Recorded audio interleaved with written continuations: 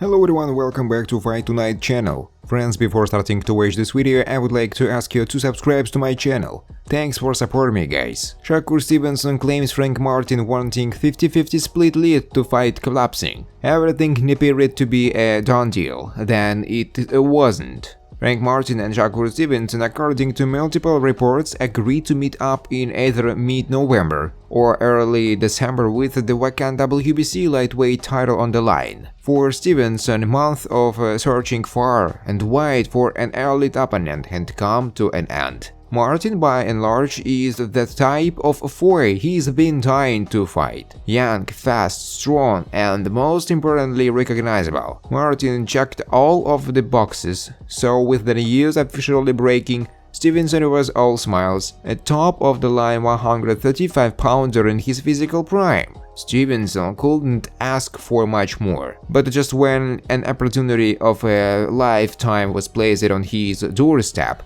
the boxing gods really took it away. Boxing Stand reported that the highly ranked lightweight contender removed himself from their agreed clash. Up until now, it was unclear as to why Martin suddenly had a change of heart.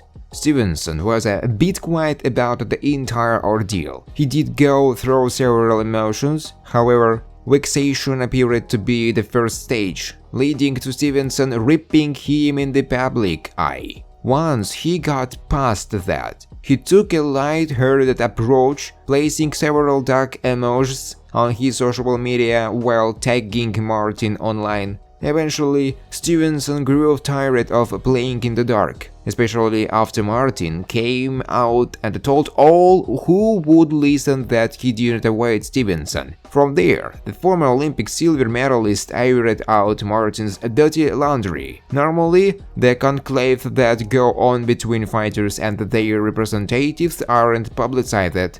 This time around, Stevenson felt the need to let the world know that Martin's demands behind closed doors were ludicrous and led to their showdown failing by the wayside. Frank say, "If he not getting 50-50 with me, he ain't fighting," said Stevenson on his verified social media account. He say 50-50 or nothing.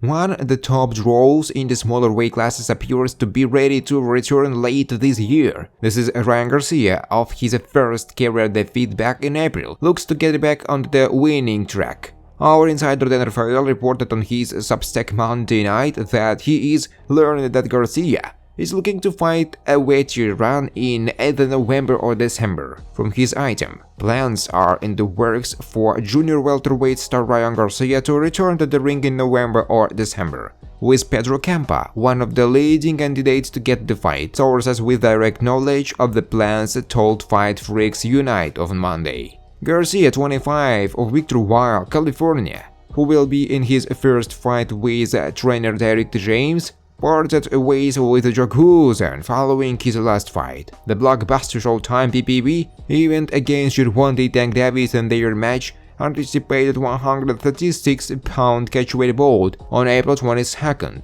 at T-Mobile Arena in Las Vegas. Davis knocked out Garcia in the 7th round of the biggest money fight of the year so far. It generated about 1.2 million pay-per-view buys in the United States, more than 1,000 million in domestic pay-per-view revenue, and a live gate of $22.8 million, which was the fifth biggest in Nevada history. Although Golden Boy sued Garcia and his advisor, attorney Guadalupe Valencia, in a U.S. District Court of Nevada in June, seeking to have its valid and enforceable promotional agreement upheld, and Garcia hopes to have the case dismissed in late August. The sides are nonetheless working together trying to put on Garcia's next fight, despite their frustrated relationship. Controversy never far from Garcia. As Dan mentioned it,